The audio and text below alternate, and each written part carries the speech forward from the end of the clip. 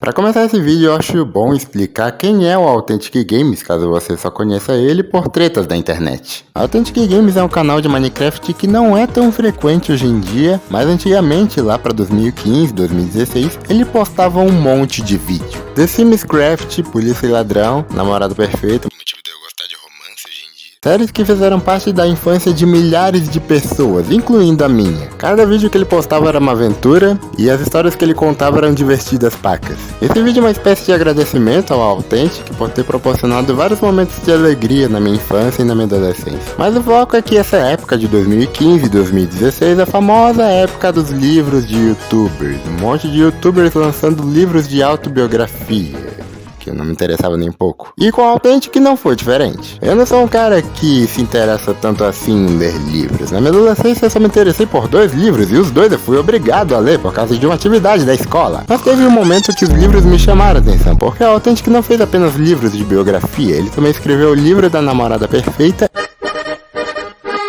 e também uma trilogia, a qual eu insisti pra minha mãe comprar e ela comprou. Obrigado, mãe. E eu fico surpreso que mesmo depois de anos dessa caixa guardada, ela ainda parece novinha em folha. Mas por que eu tô falando desses livros pra início de conversa? Porque eu pretendo resumir a história desses livros, fazendo um vídeo pra cada parte da história, um vídeo pra cada livro. Esse vídeo é o mais diferente do canal, já que é a primeira vez que eu analiso um livro.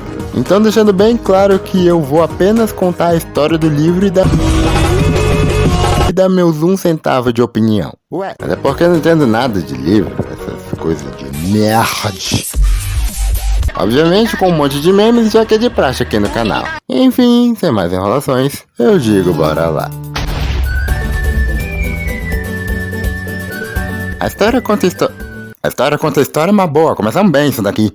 O livro começa contando a história de uma vila chamada Vila Farmer, a qual surgiu de uma pequena fogueira, mas graças ao Authentic e alguns outros construtores, a vila foi ficando mais desenvolvida e mais protegida, já que de vez em quando apareciam alguns mobs ao redor da vila, esqueletos, zumbis, aranhas, e o Authentic ia lá derrotar eles. O Authentic é chamado de o herói da vila pelos habitantes. Isso é considerado narcisismo? Sei lá, naquela época era normal youtubers se colocarem em histórias de livros como personagens do balacobaco, sabe? Mas enfim, pra continuar é bom explicar que por mais que esteja escrito Authentic Games nos 3 livros, ele não é o protagonista, ele tá mais pra um personagem secundário. O protagonista desses livros é um cara que tem o apelido de Builder, um dos construtores que ajudou na construção da vila. Sim, o apelido dele é só o nome da profissão dele em inglês, dos blocos seria um apelido mais criativo. Mas o Builder é um personagem muito importante, não só por ser o protagonista, mas também por ser responsável pelas interações do leitor com o livro, já que o Builder é você.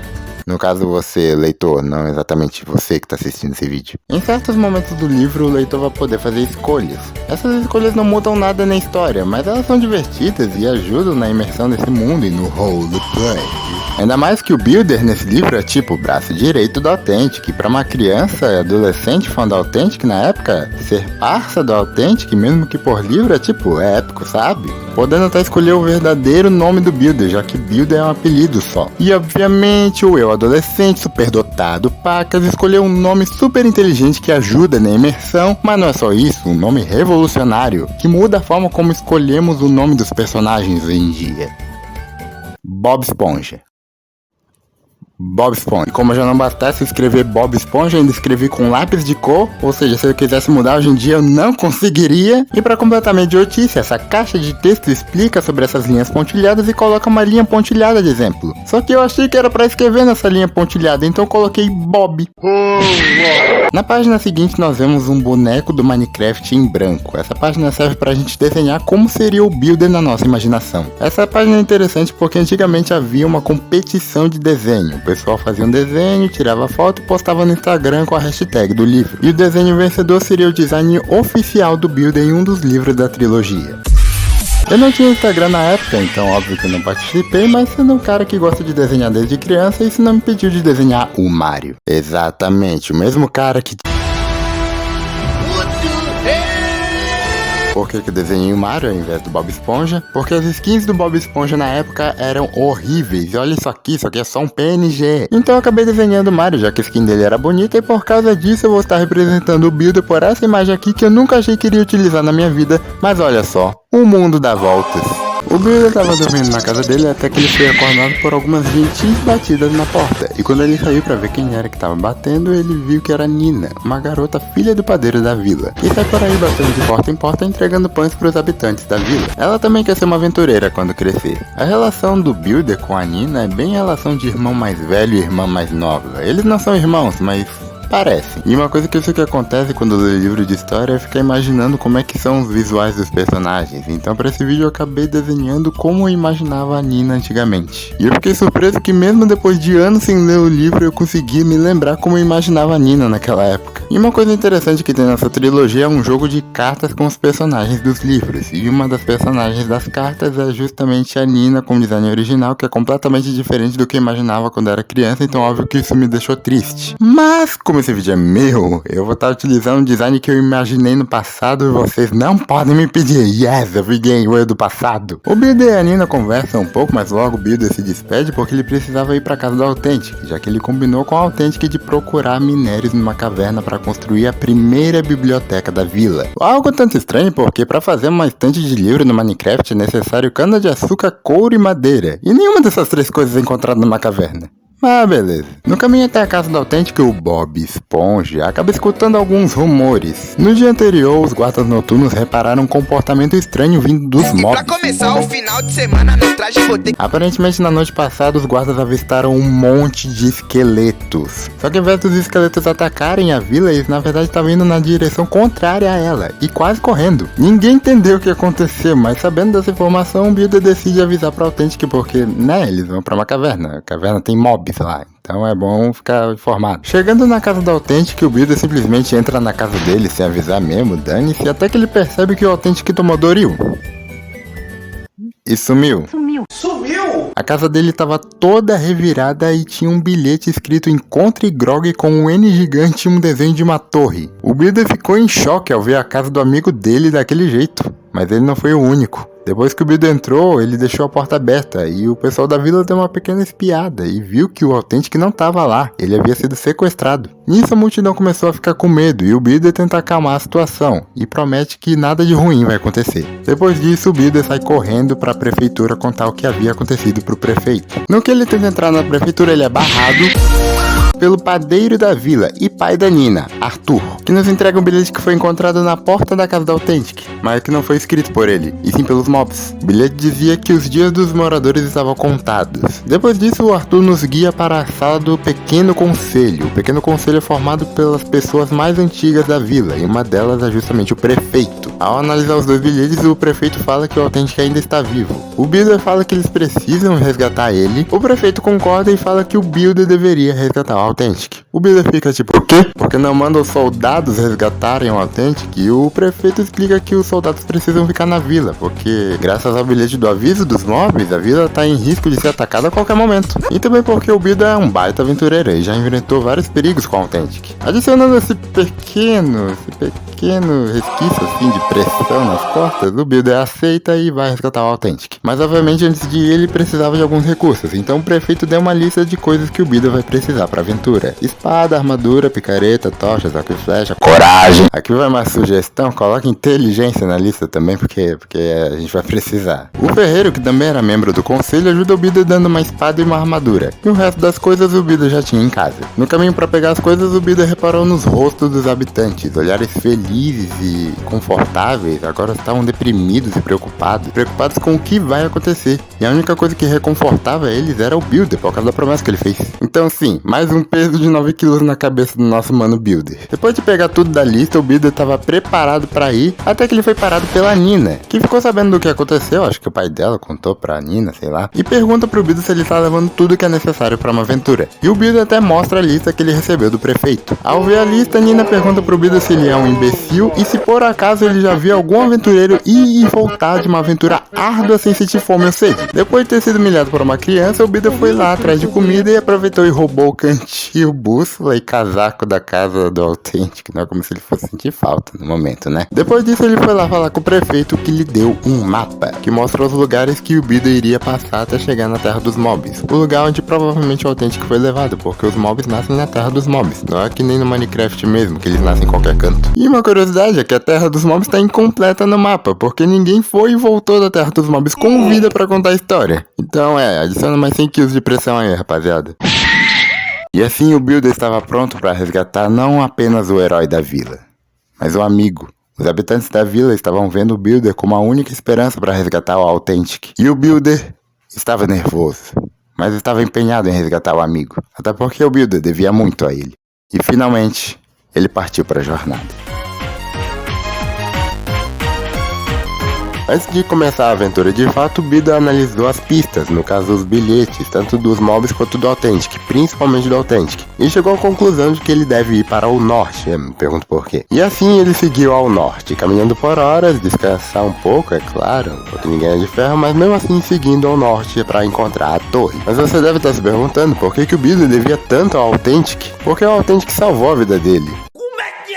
Quando a vila ainda estava sendo construída, o Builder estava prestes a ser atacado por uma aranha, e o ataque ia ser letal. Você pode achar isso estranho, tipo, um ataque letal vindo de uma aranha que nem tem veneno? Mas temos que lembrar que isso aqui é um livro baseado no Minecraft. Aranhas no Minecraft têm o tamanho de um triciclo.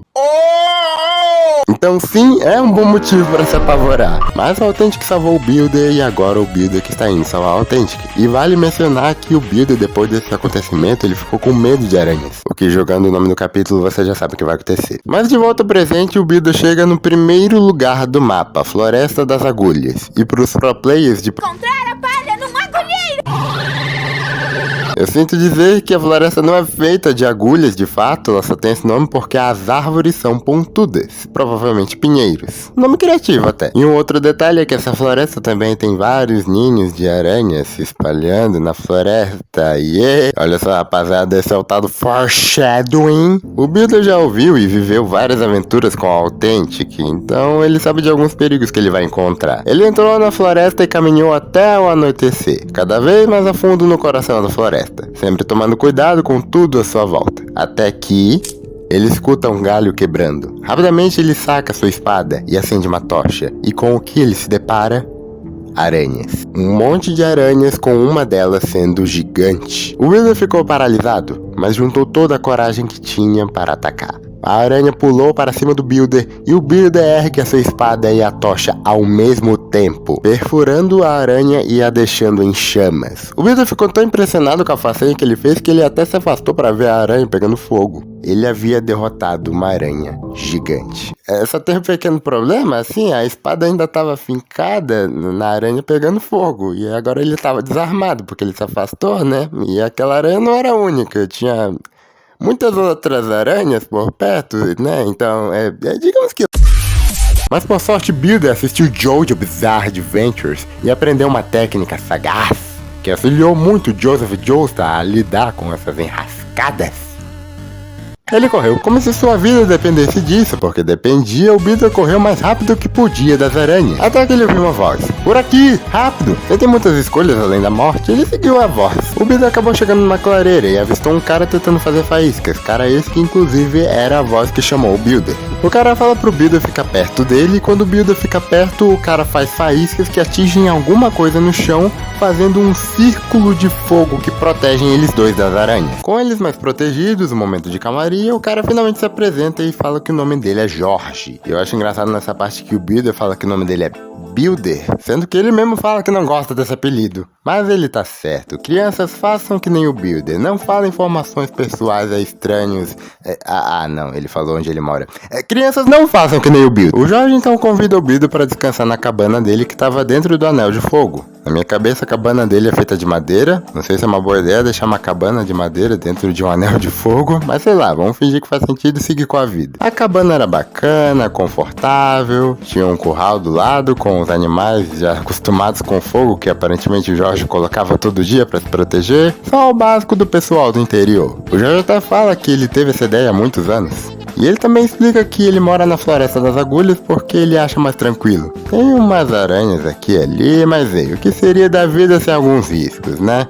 O cara deve ser fã de Stanford. O Jorge pergunta por que o Beedle estava no meio da floresta e o Beedle explica que ele está indo numa missão de resgate para resgatar o amigo dele chamado Authentic. E curiosamente, o Jorge conhece o Authentic, ele é uma inspiração para um monte de aventureiros por aí. Então o Jorge decide ajudar o Beedle, dando uma espada, comida, água e guiando ele até o deserto. E eu acho engraçado que nessa cena o Beedle tá comendo uma comida que o Jorge fez e só depois o Jorge fala que é um espetinho de aranha, que também é o nome do capítulo. Uou! O Beedle fica meio desconfortável saber dessa informação, mas ele decide ignorar e só continuar comendo como se nada tivesse acontecido, né?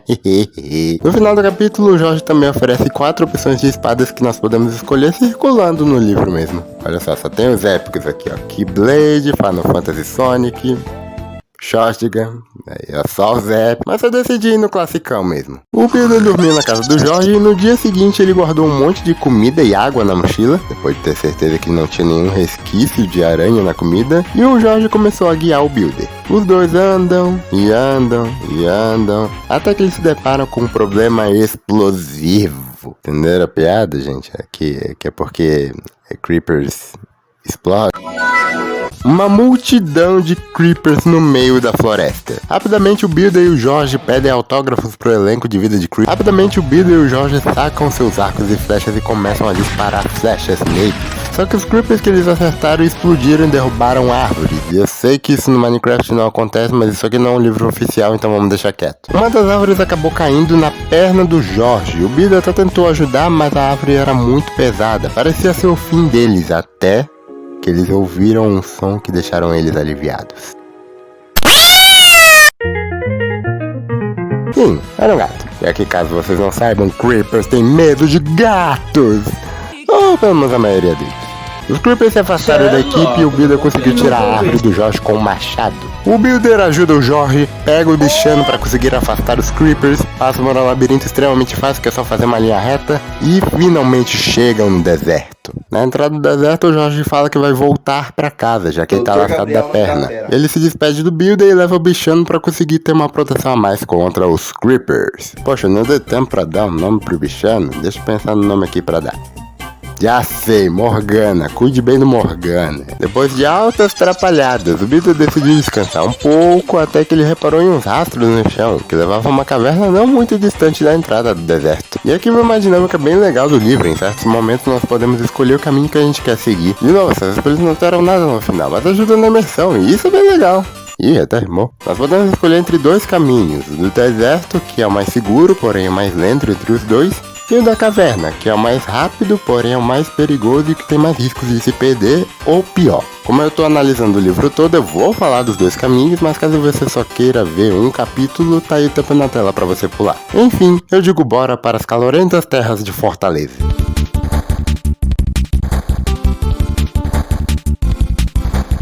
Logo no início do capítulo já percebemos que o Beedle é burro. O cara tá no literal deserto e mesmo assim ele não tira o casaco. Beedle, cadê a inteligência que eu pedi pra você botar na lista do capítulo 2, meu filho? Não tô enxergando ela, não. O Beedle caminhou bastante no deserto, dia e noite procurando um lugar pra descansar durante o dia e não ter que ficar andando no sol quente. Obviamente o calor de Fortaleza atrasava bastante o nosso herói, mas não era a única coisa que o atrapalhava. De vez em quando ele era atacado pela sua tia. De vez em quando ele era atacado por algumas cobras. Foi mal, desculpa, confundi. Mas o Beedle conseguia contra-atacar numa boa. A noite caiu e o Beedle continuou a caminhar até que ele viu lá longe uma criatura preta, alta, de olhos roxos, que arrasa corações. Parada essa. Era o Enderman. Criatura essa que o Beedle só conhecia pelas histórias do Authentic. A única coisa que o Beedle sabia sobre os Endermans é que eles eram bem de boa, na verdade. Mas se você ousasse olhar diretamente nos olhos deles ou bater neles, os Endermans iriam ficar 200% pistola e ia apontar a pistola pra você. E se tivesse um monte de Endermans, todo mundo iria ficar bravo junto. Sabendo disso, o Beedle disfarça começou a olhar, mas ele olha pro Enderman de canto, porque ele reparou que o Enderman estava carregando um bloco de arenito. Ele ficou curioso e decidiu seguir o Enderman, obviamente ficando atento para não sair muito do caminho original. Ele seguiu o Enderman até um templo que um monte de Endermans estavam construindo, e vendo que não era nenhum Nintendo Switch 2 moscando, ele estava prestes a sair de lá, até que um Enderman chegou perto dele. Não só um, como vários. Eles não estavam bravos, mas eles estavam cercando o Builder, então ele ficou olhando pro chão de olhos fechados. E pra piorar a situação, surgiu uma cobra do nada se arrastando no Builder, deixando ele ainda mais nervoso. Por sorte, logo em seguida, a cobra desistiu do Builder e passou um tempinho assim, o Builder decidiu olhar, de relance assim, sabe? Pra ver se os Endermans ainda estavam lá. Dar aquela olhada de canto rápido e se eles estivessem lá, não tem problema, só fechar o olho de novo. Nisso ele abriu os olhos.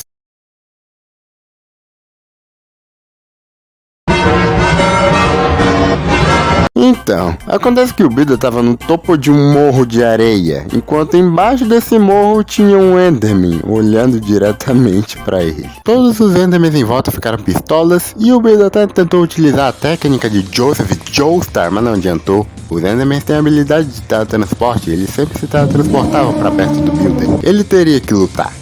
E ele lutou. Mas apesar de ter conseguido lidar com alguns deles, eram tantos Endermans atacando, jogando blocos no Builder que apenas um milagre para conseguir livrar dele dessa enrascada. Dito isso, o milagre realmente veio. O sol raiou e com o sol raiando os Endermans desapareceram, dando um momento de paz pro Builder, que estava cansado, então ele decidiu descansar um pouco dentro do templo que os Endermans estavam construindo. Um descanso rápido, um cochilo de 12 minutos. Mas pensa bem, esse cara passou o dia inteiro andando no deserto debaixo de um sol quente e a noite inteira lutando para sobreviver. É claro que esse cochilo se tornou um sono profundo de 12 horas.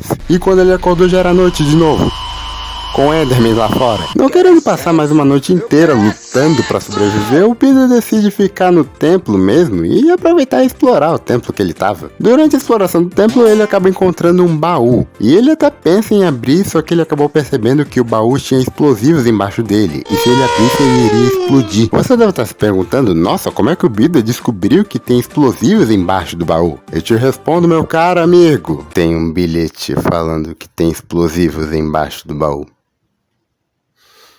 Eu não tô brincando, isso realmente tá no livro. Olha só, não sou exatamente a pessoa mais inteligente do mundo, mas não acho que seja assim que armadilhas funcionem. Ignorando esse conceito de estratégia avançada, o Builder continua explorando o templo até que ele encontra um outro baú que não era uma armadilha porque não tinha nenhum bilhete avisando. E dentro do baú tinha uma armadura de ouro com detalhes de lápis lazuli. O livro não mostra como é que é essa armadura por imagem. Eu tentei fazer ela aqui, mas não sei se ficou bom. Me digam aí se ficou bom. E ele decide pegar e dar de presente pro ferreiro, já que ele ajudou o Builder dando uma armadura para essa jornada. Algo tanto engraçado porque os itens de ouro do Minecraft são os mais fracos do jogo, então se você der de presente qualquer item de ouro sem ser comida é meio que uma ofensa, mas sei lá, eu acho que o Builder não sabe disso. Depois de uma baita exploração, o sol raia novamente e o Builder reabastece seus suprimentos em um oásis ali perto, e depois mais uma série de pernadas até que ele finalmente chega na terra dos mobs. E lá ele se depara com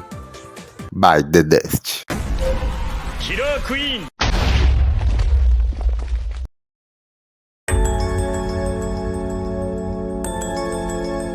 O segundo caminho é o caminho do rastro dos mobs. Não era o caminho mais seguro, mas era mais rápido, e o Builder estava apressado para resgatar o Authentic. Eu não sei se existe um caminho canônico, mas se for para escolher um caminho que eu considere canônico, seria o caminho B, na minha opinião. O caminho da caverna é basicamente um labirinto natural, tanto que logo de cara nós vemos uma bifurcação. E nesse momento o Builder lembra de um conselho autêntico em uma das conversas que eles tiveram. E o conselho era para confiar no nariz. Caso fique perdido numa caverna, basta seguir a direção que o ar esteja mais puro. O Builder segue esse conselho, mas ao contrário, ele segue pelo caminho que o ar esteja menos puro. E o caminho mais longe da luz do sol, já que os mobs detestam a luz do sol. Não é nem que eles detestam, na verdade é que eles queimam na luz do sol, alguns deles, mas vocês entenderam. Então o Builder anda bastante, chega a ponto de ver cogumelos que cobriam completamente o chão. Mas ele estava tão fundo na caverna que nem o olfato estava ajudando ele a pelo menos ter uma noção de pra onde ir. E só quem jogou Minecraft vai saber o que é ficar numa caverna escura, com sons agonizantes.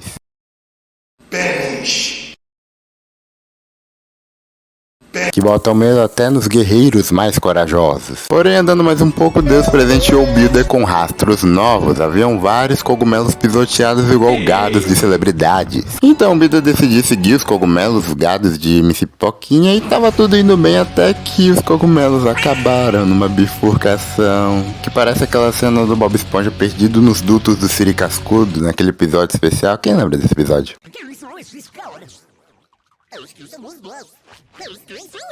Não interessa. Nesse momento o Builder estava furioso. Qualquer caminho era um risco de ficar mais tempo andando, ou pior, e voltar só seria mais tempo gasto à toa. Nessa situação ele desconta a raiva jogando a tocha em um dos caminhos, e por sorte a luz da tocha reflete em algo, e esse algo era o fone de ouvido que a Authentic sempre usava. Isso pode parecer conveniente, mas uma coisa que eu não falei no capítulo 4 é que o Jorge e o Builder encontram um cinto da Authentic jogado no meio da floresta. O Authentic deixou alguns desses itens para trás justamente para encontrarem o rastro dele. Quando o Builder viu que a Esperança não havia morrido, ele comemorou gritando de alegria. E foi com esse grito que o Builder confirmou não ter colocado inteligência na lista do capítulo 2, porque no que ele olhou para trás, ele reparou que algumas criaturas familiares ouviram ele. Sim, aranhas. De novo! Builder, você é um cara legal, mas tá difícil não te chamar de burro. Na floresta até dava pra te defender porque tava lotado de ninho de aranha, mas aqui você praticamente entregou as coordenadas. Bem, você já sabe o que vai seguir, né? Enquanto corria pela sua vida, ele escutava os sons terríveis e agoniantes ecoando nas paredes de uma caverna sombria. Rapaz, mas essa frase...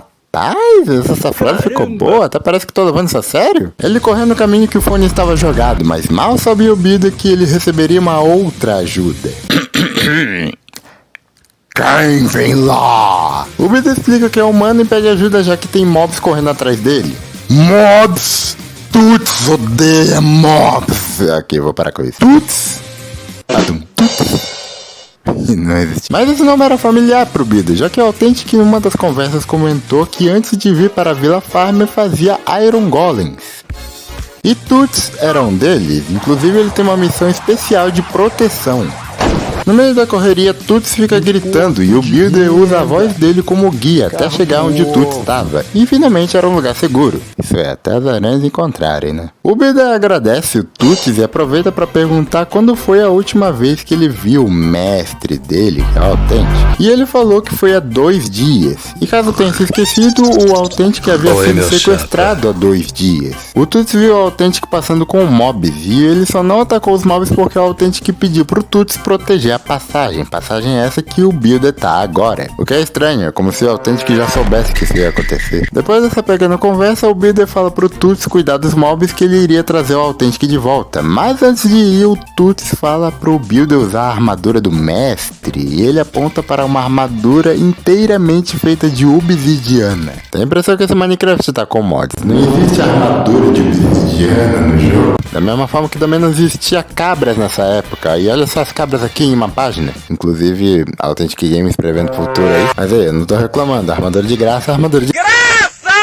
O Builder colocou a armadura, se despediu do Tuts e saiu correndo até o fim da passagem. E apesar dos problemas que ele acabou passando por burrice dele, Arrancou a cabeça, arrancaram a cabecinha. valeu a pena pegar o caminho da caverna, porque ele realmente chegou mais rápido na Terra dos Mobs. E ao olhar a Terra dos Mobs pela primeira vez, ele se deparou com uma cena terrível. Não essa cena, não vou dizer que não é terrível, mas a Terra dos Mobs. Um lugar assustador, um lugar perigoso, que fazia a bunda gelar. O Builder estava nervoso, mas o Authentic precisava dele mais do que nunca, então ele não podia recuar. Até porque ele já enfrentou 2 vezes o maior medo dele nessa saga, então que se dane! Esqueci o roteiro aqui rapidinho. A Terra dos Mobs era um lugar horrível, cinza, com pedras pontudas, sem resquício de água, um lugar que deixaria qualquer pessoa normal cabisbaixa. E usemos em êxtase. Estando na terra dos mobs, acender uma tocha à noite não seria inteligente, já que poderia atrair mobs. Então Builder decidiu encontrar um lugar entre as rochas pontiagudas para dormir, já que ele tinha andado para casa até chegar à noite. Como de noite era muito perigoso, já que os mobs são mais ativos, ele decidiu se esconder até ficar dia para a jornada ficar mais segura. E o Builder estava bem receoso se ia ou não conseguir dormir, já que haviam vários sons assustadores à noite que com certeza iam deixar o Builder sem sono. Quando o Builder adormeceu, ele acordou logo em seguida em um lugar estranho, com rios de lava para tudo quanto é lado, pedras brilhantes e criaturas estranhas, mais do que normal. O Builder tinha muitas perguntas, mas seus pensamentos foram interrompidos por uma voz estranha que o provocava. Você vai falhar, Builder. O Builder ficou procurando a origem da voz, mas parecia vir de todos os lugares, então o Builder perguntou o que a voz queria. Equilíbrio. Já faz muito tempo que os seres da superfície vivem tranquilos.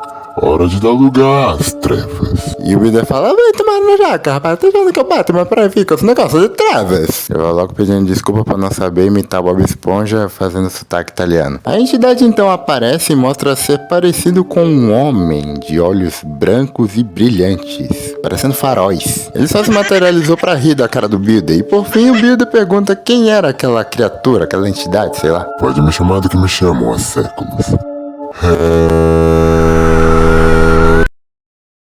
Eu acho que eu exagerei um pouco. O Builder acordou assustado, se perguntando o que era aquela coisa, o que ela queria com o Builder e que lugar era aquele. Mas o Builder não teria essas perguntas respondidas porque ele tinha que resgatar o Authentic. Ele não podia se distanciar do seu objetivo principal.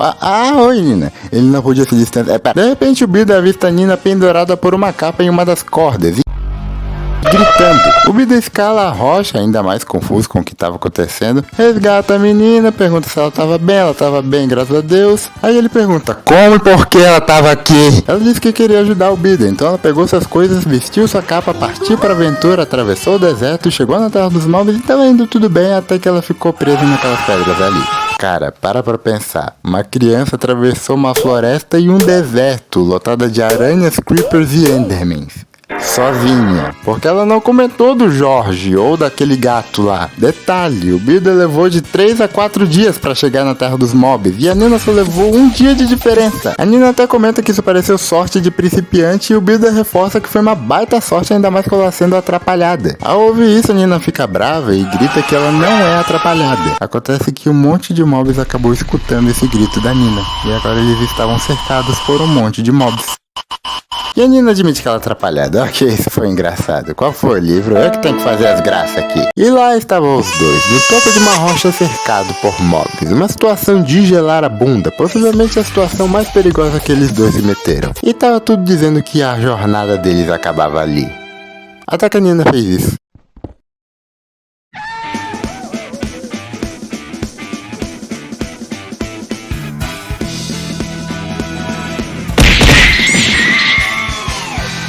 Sim, a Nina quebrou uma parte da rocha que estava e utilizaram ela como uma prancha para despistar os mobs. Uma ideia engenhosa e bem maneira, por sinal. Eles conseguiram se distanciar dos mobs e mais pra frente eles encontraram finalmente a torre que o Authentic havia colocado no bilhete. A torre que o Authentic estava preso e, como era de se esperar, haviam vários mobs guardando a entrada da torre. Tinham vários mobs para lidar, mas por sorte a Nina tinha um outro plano engenhoso. Ela tira da mochila TNT, simplesmente TNT. Nina, quando voltamos pra Vila Farm, eu serei obrigado a fazer umas perguntas para o seu pai sobre o que ele tem ensinado pra você. Porque, tipo, eu não sou pai, mas eu acho que deixar uma criança sozinha ir pra uma floresta em um deserto lotado de monstros não parece ser uma atitude boa de pai. A não ser que ela tenha saído escondida também, né? Pode ser isso. E assim acontece uma das melhores cenas do livro. O próprio livro fala que essa cena é épica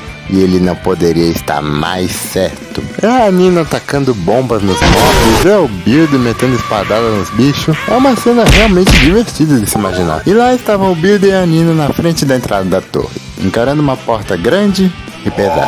A Nina estava com medo, o Builder estava com medo, mas eles tinham um ao outro para se proteger. E juntando coragem, eles entraram na torre.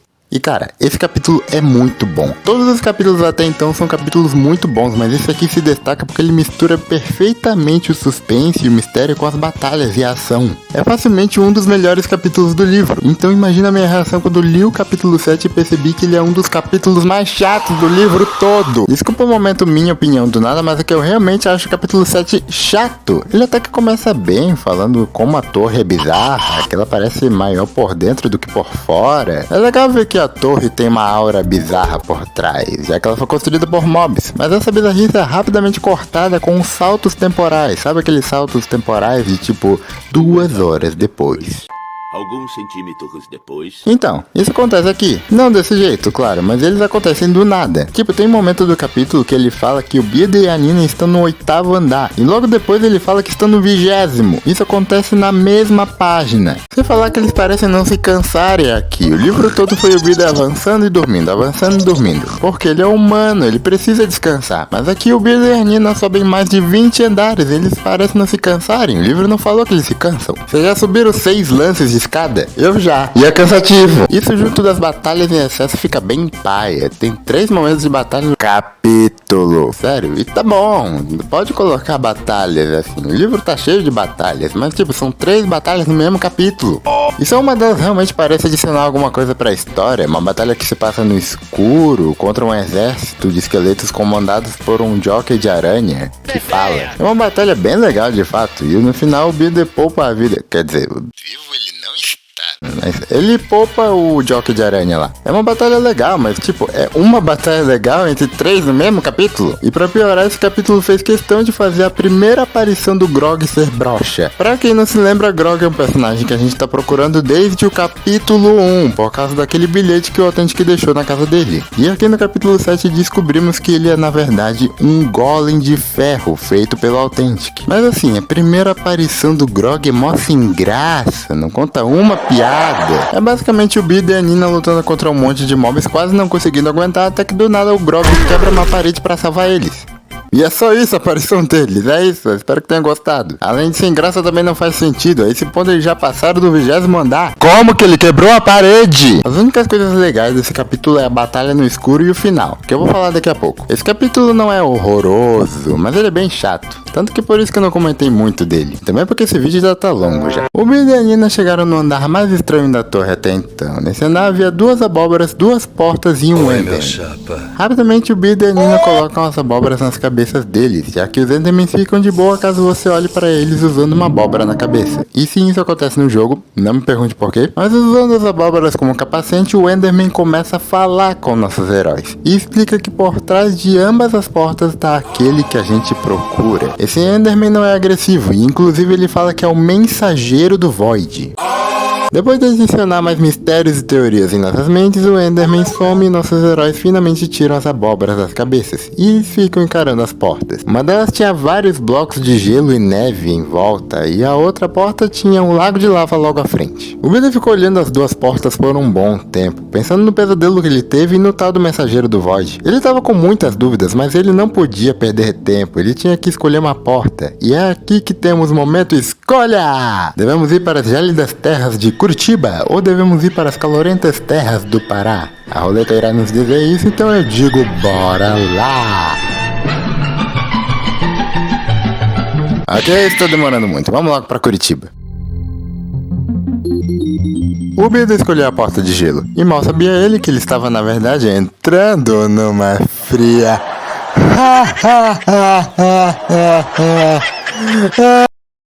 Nossos heróis vão para um lugar cheio de neve e gelo, e alguns passos mais para frente eles se deparam com uma montanha tão enorme quanto A sua mãe. Infelizmente para nossos heróis, a única forma de escapar desta enrascada era escalando a montanha, então sem perder tempo eles começaram a escalar. E eu nem preciso falar que esse aqui é um dos, senão o momento mais tenso que a Nina e o Bida já passaram. Eu imagino que seja, né? Na minha cabeça, a escalada são 50-50, ou você sobe pra contar a história ou você cai pra jogar no Vasco. O Bida e a Nina estavam escalando a montanha, o que já era uma tarefa difícil, mas como tudo que é ruim pode piorar, surgiu uma tempestade, com ventania forte e um monte de bola de neve caindo. Inclusive uma das bolas de neve acabou acertando a Nina, fazendo ela desmaiar. no meio da escalada, fazendo o Bida ter que carregá-la. Por sorte, depois de tempinho escalando, a tempestade parou e o Bida aproveitou essa oportunidade para escalar o máximo que pode, vai que a tempestade volte, né? Mas graças a Deus o Bida conseguiu chegar no topo com a Nina, e a primeira coisa que ele fez quando chegou é tentar aquecê-la botando tochas ao lado dela. E deu certo, ela acordou com uma baita sede de justiça. Eu não quero mais saber de depressão. E sede de água também. Depois de recarregar as energias, os dois exploram um pouco o topo até que eles encontram uma porta logo à frente deles. E era um caminho fácil, era um caminho de boa, era só andar até a porta. O que poderia dar de errado, né? Peraí, surge um monstro de neve. Snow Beast, o nome do monstro, que além de falar, debocha dos nossos heróis. Ele era gigante e nossos heróis estavam numa situação complicada, sem nenhuma tocha e com apenas uma bomba que sobrou do capítulo 6. Mas o Bida sussurrou uma ideia pra Nina e ela concordou com a cabeça. E no momento que o bichão deu um passo, o Bida e a Nina correram na direção dele. O Bida de um lado e a Nina do outro atirando flechas. O bichão até tentou atacar a Nina, mas no momento que ele ia atacar, surge o Bida por trás atirando uma espada nas costas do bicho, chamando a atenção do monstro e abrindo espaço para Nina chegar até a porta. Depois disso, o Bida se concentrou e atirou a bomba no olho do monstro, fazendo ele agonizar, dando chance pro Bida chegar até a porta, deixando o monstro para estar sendo acertado por um monte de geleiras.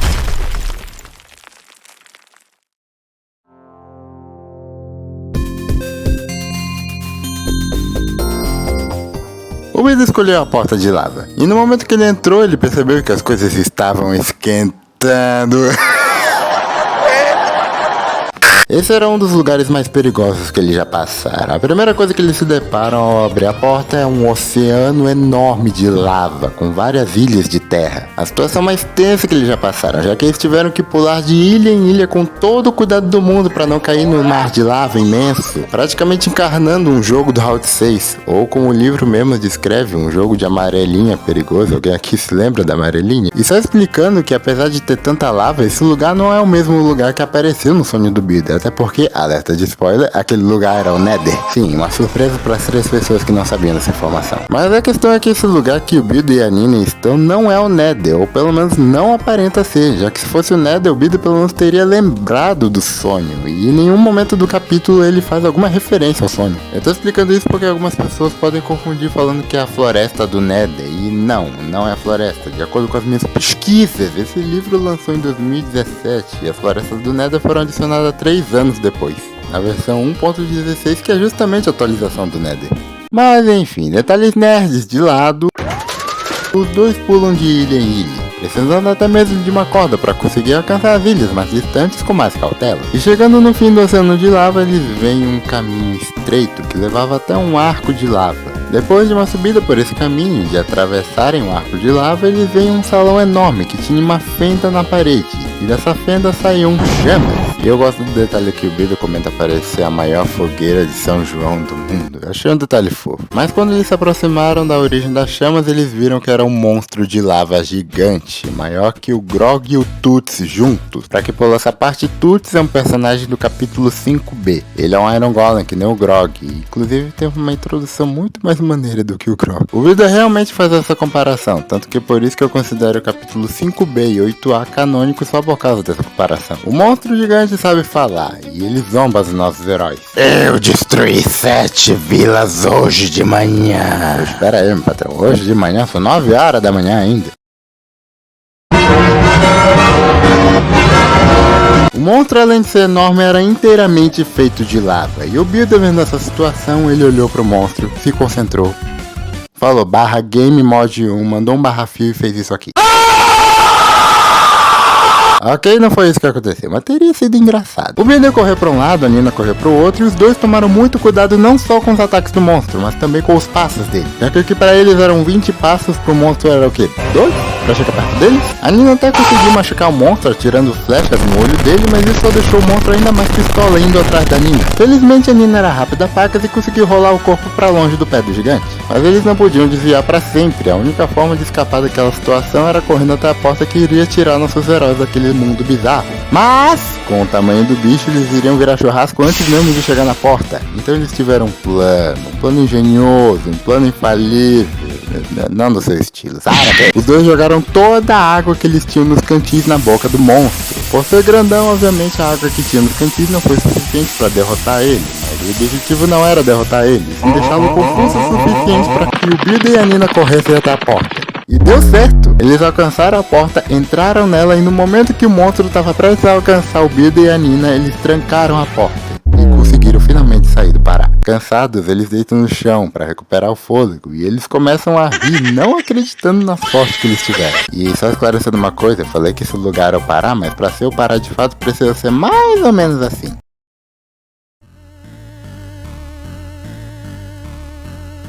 Eles finalmente chegaram no topo.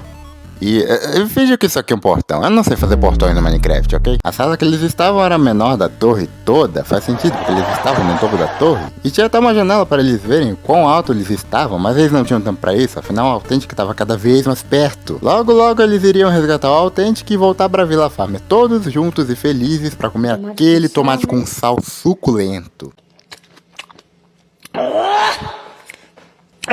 Por isso eles não perderam tempo. Rapidamente encarnaram um cidadão médio do Rio de Janeiro para destrancar a porta. Corrigindo o que eu acabei de falar, o portão era na verdade um alçapão. Eu confundi as duas coisas e eu acabei fazendo portão por engano. Então fingiu que aquele portão é um alçapão. Depois de destrancar gentilmente o alçapão, os dois entram e o Builder lidera o caminho, tendo cautela caso tenha algum perigo à frente. Até que de repente o Builder leva uma bicuda por trás que faz ele cair. E no momento que ele se vira para se preparar para a batalha, ele vê que era o Authentic. E ele estava feliz em ver o Builder e a Nina. O Authentic, a Nina e o Builder se abraçam por um bom tempo, aliviados que essa aventura valeu a pena e que o amigo deles está bem. Não me pergunte por que o Authentic precisou dar uma bicuda para chamar a atenção do Builder. O livro não explica isso. Não sei que tipo de amizade é essa que chama um amigo desse jeito. Mas não vou mentir que eu gostei. Acho que eu vou adotar essa tática.